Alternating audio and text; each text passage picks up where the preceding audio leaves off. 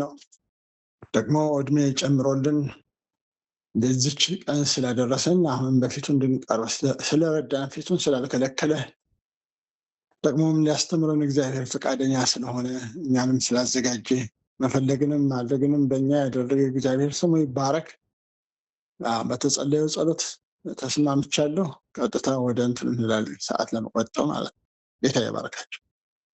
አሜን። እንግዲህ ሶስት መሰረታዊ ነገሮችን መግቢያውን እና ማንነቱን ከዛ ደግሞ አደራረጉን አይተናል። ቀድሞ ወንድሜ እንዳለው ዛሬ የምንቀጥለው ክፍል 4 ወይም ደግሞ አራተኛው ጉዳይ ጋር ነው። ጠላት የሚያጠቃው ማንን ነው ብለን በሚለው ርዕስ እና ከዛ ቀጥሎ ባሉት ላይ በጣም ብዬ ለመናገር እሞክራለሁ። ቁልፍ ትንሽ የሚዘገየው ቁልፍ የተባሉ ጉዳዮች ላይ ስለሆነ ሌላውን የምታነቡት ስለሆነ ዘለል እያልኩ ነው የምናገረው። እግዚአብሔር አምላካችን እናመሰግናለን። ጠላት ማን ነው የሚያጠቃው የሚለው መልሱ ቀላልና ቀላል ቀጥታ ግልጽ ነው። በቀጥታም ሆነ በተዘዋዋሪ ሰውን እንደሚያጠቃ ነው እንግዲህ እግዚአብሔር ቃል የሚናገረው። ታርጌት አድርጎ የሚንቀሳቀሰው ጠላት የሰውን አካል፣ ማህበራዊ፣ ኢኮኖሚያዊ፣ ፖለቲካዊ እና መንፈሳዊ ጉዳዩን ነው የሚያጠቃው። በዛ ላይ ነው ጫና የሚፈጥረው ጠላት። ያንን ማዛባት ነው። አካሉን፣ ማህበራዊ ጉዳዩን፣ ኢኮኖሚያዊ ጉዳዩን፣ ፖለቲካዊ ጉዳዩን፣ መንፈሳዊ ጉዳዩን ጫና መፍጠር እና ማዛባት ነው። ከዛ በሚገኘው ውጤት ይጠቀማል ማለት ነው። እሱ የታወቀ ነው። ወደኋላ እናያለን። ሰውን ከህይወት ማጉደል ነው። ለሁለተኛው ሰውን ከህይወት ማጉደል ማዛባት ብቻ ሳይሆን በቃ አካል ጎድሏል ወይም ደግሞ እንደዚህ አድርጌዋለሁ ብሎ አዝኖ የሚተው እስከ መጨረሻው ከህይወት ማጉደል ነው ታርጌቱ። ዋናው የሚያጠቃው ማለት ሲያጠቃ ሰውን ከህይወት ማጉደል ነው። ለዘላለም ሞት መዳረግ ነው። ሶስት መጨረሻ በቃ ታርጌቱ ለዘላለም ሞት መዳረግ፣ ከህይወት መዝገብ መፋቅ ነው። እንግዲህ ታርጌቱ ይሄው ነው። በዚህ ላይ ዲቴይል መጽሐፍ ቅዱስ የሚለውን ማየት ይቻላል። አምስተኛው ጠላትን ዝም ብሎ ቀንድ አብቅሎ ወይም ደግሞ እንደዚህ አውሬ መስሎ ምናምን አይደለም የሚመጣውና አለው አካሄድ፣ መላ አለው ወይም ስትራቴጂ አለው። አካሄዱ ስትራቴጂ አለው። በጣም በጥበብ ነው በጣም የሚንቀሳቀሰው እና አካሄዱ ማወቅ ጥሩ ነው። አንዳንድ ጊዜ የጠላት አካሄድ ባለማወቅ የተነሳ ጠላት እንዴት እንደሰራብን፣ እንዴት እንደመጣብን፣ ምን እየመከረብን እንደሆነ ሁሉ ላናውቅ እንችላለን። አጠገባችን መኖሩና አለመኖሩም ላናስተውል እንችላለን። አካሄዱን ስናውቅ ግን ብለን ራሳችን ቆም ብለን እንድናይና በጉዳዩ ላይ ቃል እንድናወጣ ወይም እንድንገስጸው ወይም ቃል አንብበን በቃሉ መሰረት እንድናባረረው ስለሚጠቅም አካሄዱን ማወቅ ጥሩ ነው። ለዘላለም ሞት ለማጨት ሰውን ከእግዚአብሔር ለማራቅ ማለትም ቀውስ መፍጠርና ነገሮችን ማመሰቃቀል ዋና አካሄዱ ነው። ዝርዝር ተግባርም አለው። ሀብታምን ድሃ ማድረግ፣ ጤነኛ በሽተኛ ማድረግ፣ የግራውን ወደ ቀኝ ማድረግ፣ የቅርቡ ማራቅ፣ ተግባቦትን ማበላሸት፣ ሰውና ሰው እንዳይግባባ ማጣላት ወይም ደግሞ የመሳሰሉትን ቀውሶችን መፍጠር ነው አካሄዱ። ጠብ በተነሳ ቁጥር የጠብ ምንጩ የሰላም ምንጩ እግዚአብሔር እንደሆነ ሁሉ የጠብ ምንጭ ጠላት እንደሆነ ያው ግልጽ ነው። የሰው ልጅ ለስጋውና ለነፍሱ በሚጠቀምበት ከእግዚአብሔር የተሰጠውን ጉዳይ ማዛባት፣ ማምታታት፣ ከተፈጥሮ ሕግ ውጭ በመውሰድ እና ዝንፈት በመፍጠር በማማለል፣ በማታለል፣ በማሰመኘት፣ በመዋሸት፣ በማጠላለፍ፣ በማስፈራራት፣ በውጊያ በሚሉትና በመሳሰሉት የተለያየ ስልት ጠላታችን ይጠቀማል። ማማለል አሁን ስጋ ያማረው እንላለን። አንዳንድ ጊዜ ሰው ከገዛ ራሱ አፍልቆ እንደተመኘ እናስባለን። አይደለም፣ እንድንመኝ ሔዋንን እንዳታልላት ሁሉ እኛም እንድንመኝ ወይም ደግሞ የሆነ ነገር እንድናስብ የሚያደርገው እርሱ ነው፣ ጠላት ነው። ሰላምና ፍቅር መንሳት፣ በረከትን መንሳት፣ ህይወት መንገድ ማውጣት። በነገራችን ላይ እዚህ ዝንፈት ላይ ወይም ደግሞ ዲያብሎስ ከሚያታልልበት መንገድ አንዱ ምንድነው? ሰዎች ወይም ደግሞ ቅዱሳን እውነትን በእውነት ላይ ተመስርተው ንግግር ያደርጋሉ። ተቃውሞ እኔ ለምሳሌ የሆነ ነገር በዋሽ ወይም ደግሞ የሆነ ነገር ብሳሳት ያንን ለመናገር ወይም ያንን ስህተት ለማረም ወንድሜ በሚናገረው ንግግር ጠላት ይጠቀማል። እውነት ነው፣ ትክክል ነው። የሚሰጠኝ መልስ ለምሳሌ ሰማይ ከምድር በታች ነው ብዬ ብል ሰማይ እኮ ከምድር በላይ እንዴ፣ ሰማይ 7 ሌየር አለው፣ ሰማይ እንደዚህ ነው ብሎ ሊያብራራ ቢፈልግ ጠላታችን ምን ይጠቀማል? ከዚህ ምን ያወጣል?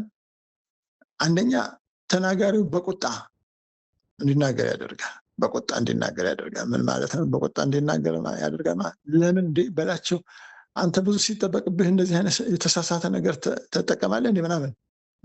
አሁን እኔ ላይ የሆነ ጥያቄ ይፈጠር እንዴ፣ ምንድነው እንደዚህ አይነት ንግግር? ኃይለ ቃል ምንድነው? በፍቅር አይገልጸውም እንዴ?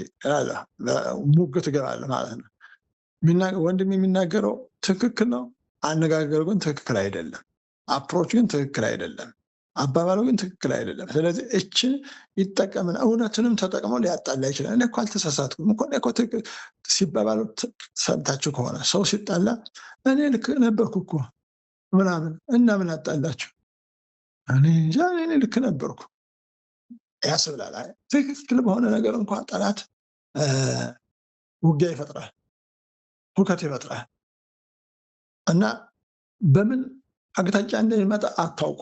ትናንትና እንደተባባልነው ብቻ የምንናገረውን እንጠንቀቅ፣ አካሄዳችንን እንጠንቀቅ እንጂ ጠላት እንዴት እንደሚመጣ በፍጹም አይተው አመጣጡ ብዙ ነው ለማለት ነው። ጥቅሶቹ ከታች ስላሉ እሱን ሪፈረንሶችን ከታች ስለጻፍኳቸው እነሱ ማየት ነው። እንግዲህ ትልቁና በጣም ልናየው የሚገባው ከዲያብሎስ ጋር ውጊያ መግጠም ነው። 6ኛው ሀሳባችን ማለት ነው። ከዲያብሎስ ጋር ውጊያ መግጠም።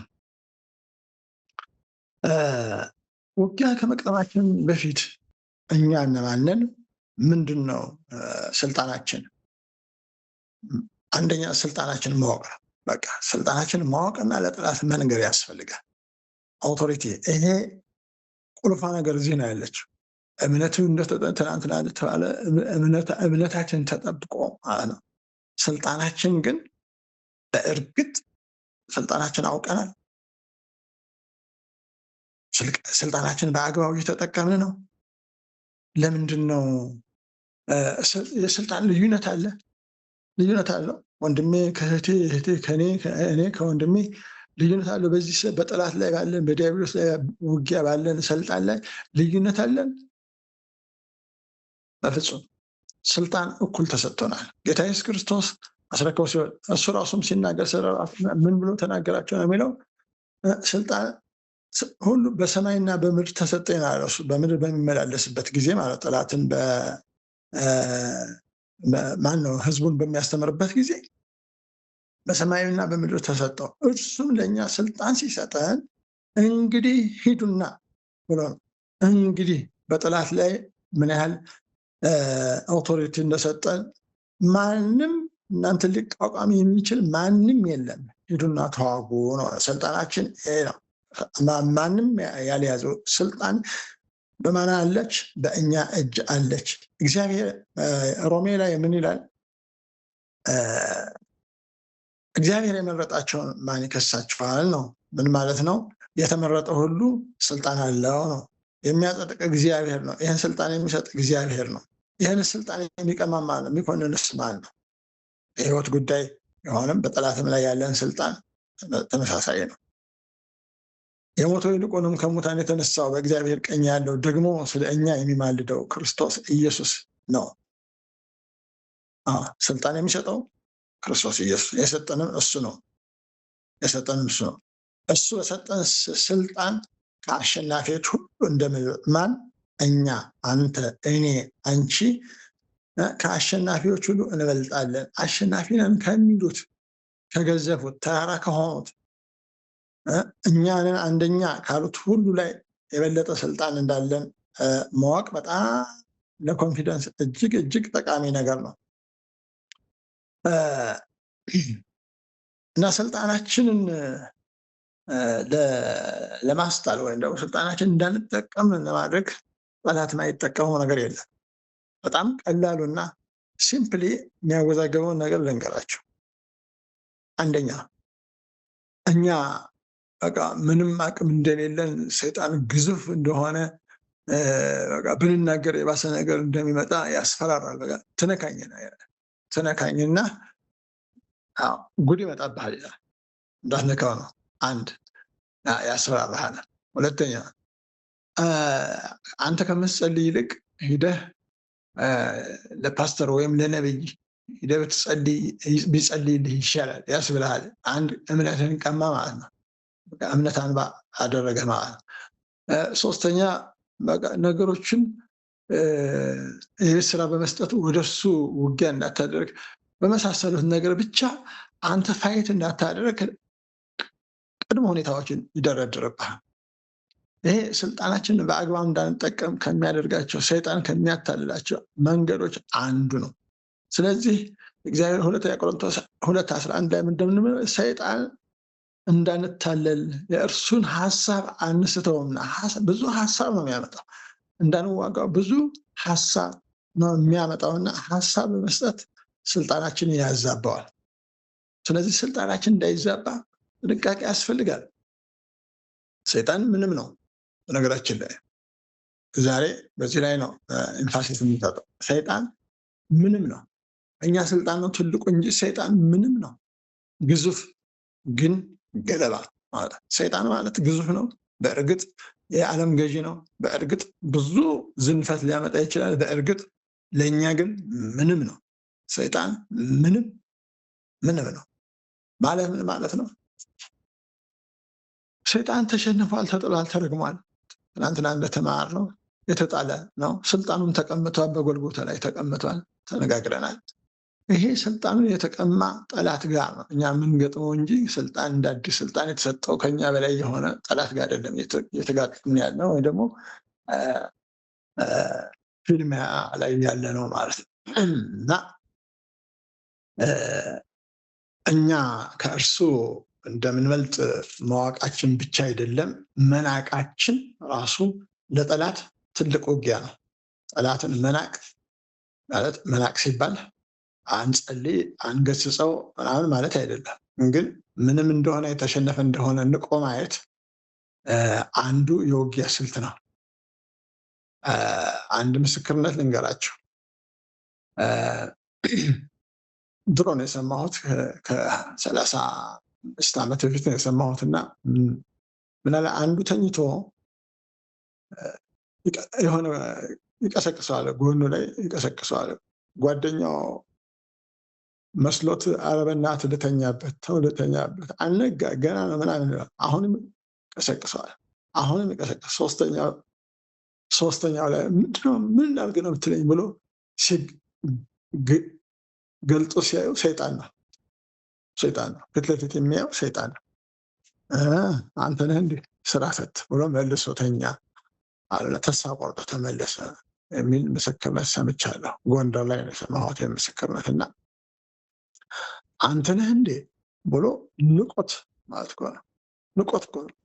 አንተ ነህ እንዴ ብሎ መልሶ ተኮናንቦ ተኛ። ኢየሱስ አላለም።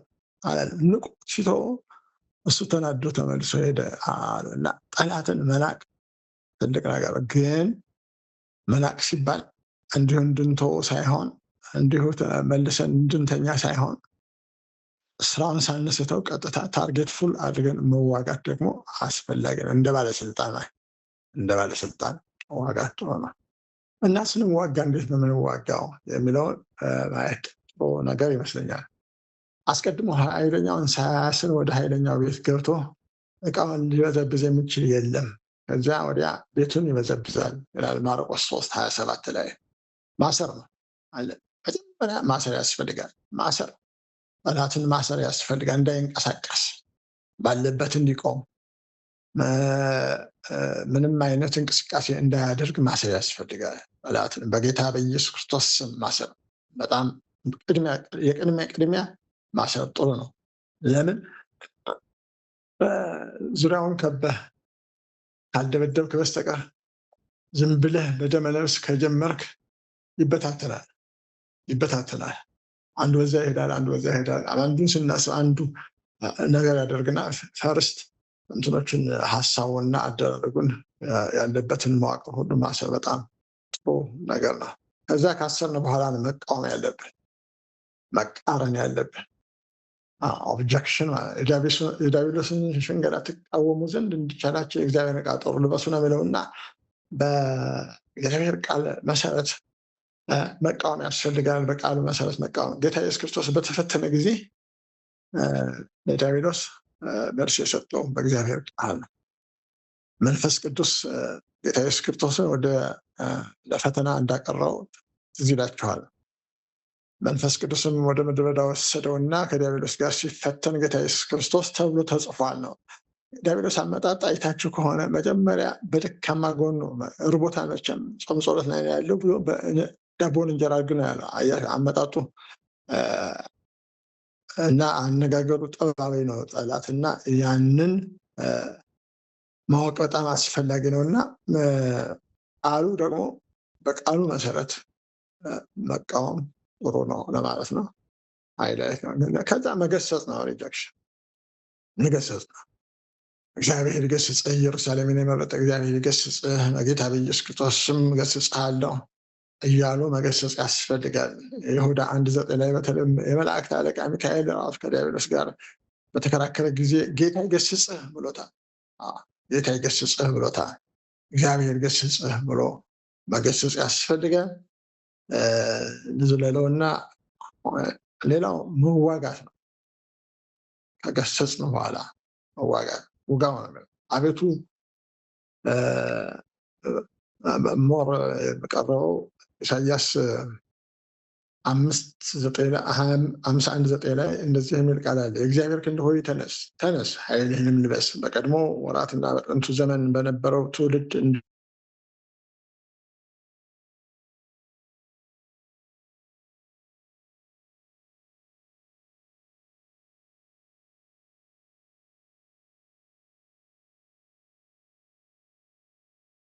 ቆርጧል። የቀድሞውን ወራትና የጥንቱን ዘመን በነበረው ትውልድ እንደሆነው ተነስ፣ ረዓብን የቆራረጥክ ዘንዶውን የሚወጋ አንተ አይደለህምን?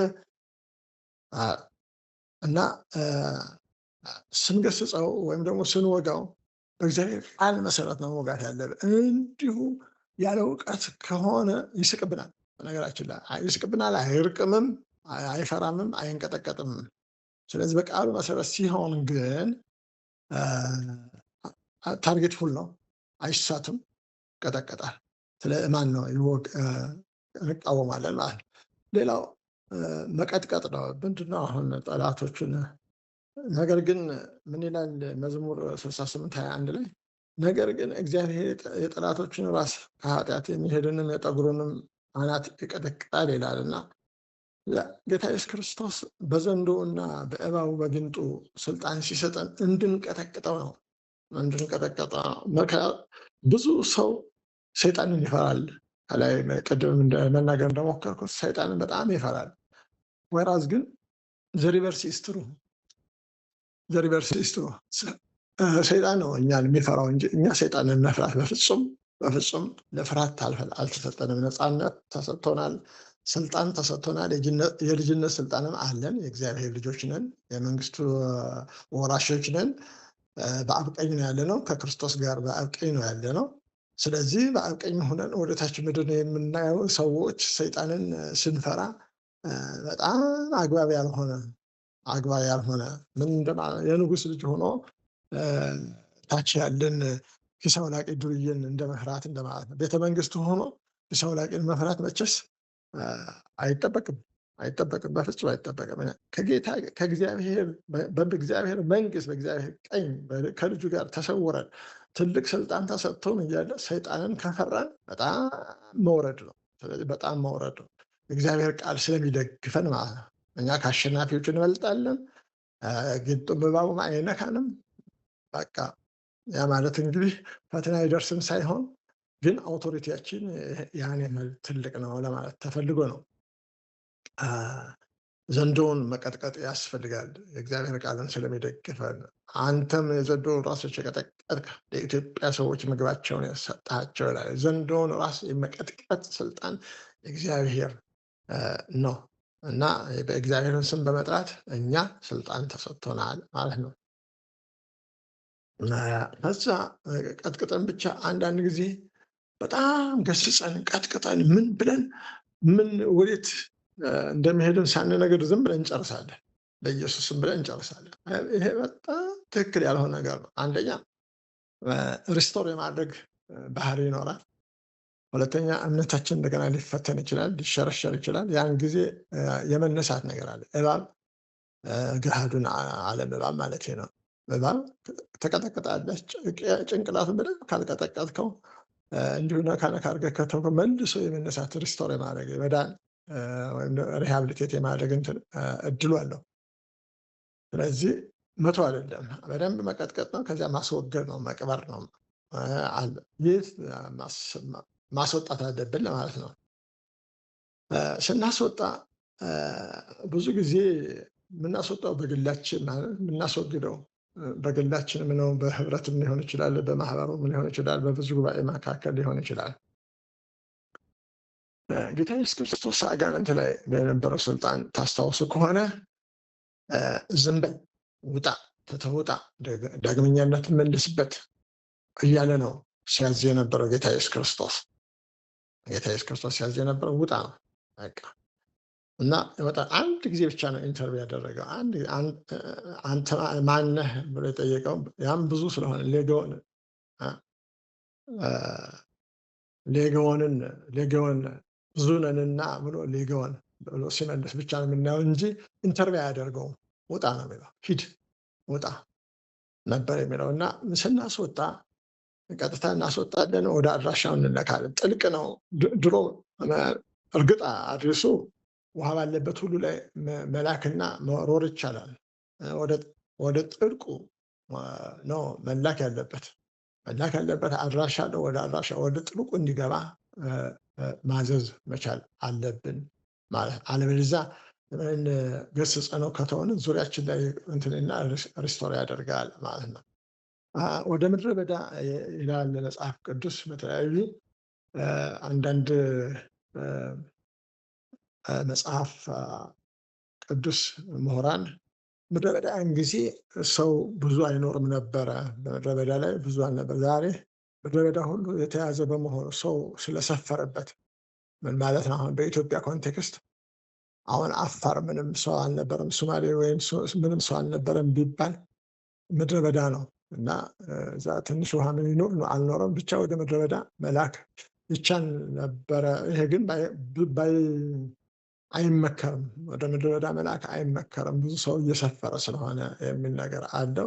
አይነት መንፈሳዊ አሰራር ስለሆነ ምን አድራሻ ምርጫ አያስፈልገውም። ጥልቁ በቂው ነው ስለሆነ ወደ ጥልቁ መላክ፣ ወደ ዘመዶቹ ወደሚወጣበት። ከዛ መላክ ብቻ ሳይሆን መሸነፉን መንገር ያስፈልጋል፣ ማወጅ ያስፈልጋል። ጌታ ኢየሱስ ክርስቶስ ትንሣኤ ማወጅ ያስፈልጋል። መሸነፉን ለእግዚአብሔር ክብር መስጠት ያስፈልጋል። በቃ መሸነፉን ድል አድርገን ድል በድል እንሄዳለን በምንልበት ጊዜ፣ በምንዘምርበት ጊዜ፣ እግዚአብሔርን በምናመሰግንበት ጊዜ፣ የድል ስሜት ውስጣችን በወረረው ጊዜ፣ ያን ጊዜ በእርግጠኝነት ጠላት ድል መንሳቱም ይሁን እንቅስቃሴውም ይሁን መንፈራገጡም ይሁን ያከትምለታል ማለት ነው። ስለዚህ ማወጅ ያስፈልጋል። መሸነፉን፣ እኛ ድል መንሳታችን፣ የእግዚአብሔር ልጆች መሆናችን እያወጅን ከሄድን ጠላት ምንም ስፍራ የለውም፣ በእኛም ላይ ስልጣን የለውም። እዚህ ላይ እንደ መደምደሚያ ወይም ደግሞ ምክረ ሀሳብ የሚሰጠው መጨረሻው ላይ የጠላት ዲያብሎስን ስራ በምናፈርስበት ጊዜ ወይም ደግሞ በምንዋጋበት ጊዜ ፈራ ተባ እንድንል በፍጹም በፍጹም ጾም ጸሎት ገብተን ከፈለግን ራሳችንን እናስተካከል እንጂ ጾም ጸሎት ገብተን ስልጣናችን በደንብ ለማወቅ እንጣር እንጂ ጾም ጸሎት ገብተን ካስፈልገን ትጥቅ እንዲሰጥ እግዚአብሔር ኃይል እንዲጨምርን እንጠይቀው እንጂ በምንም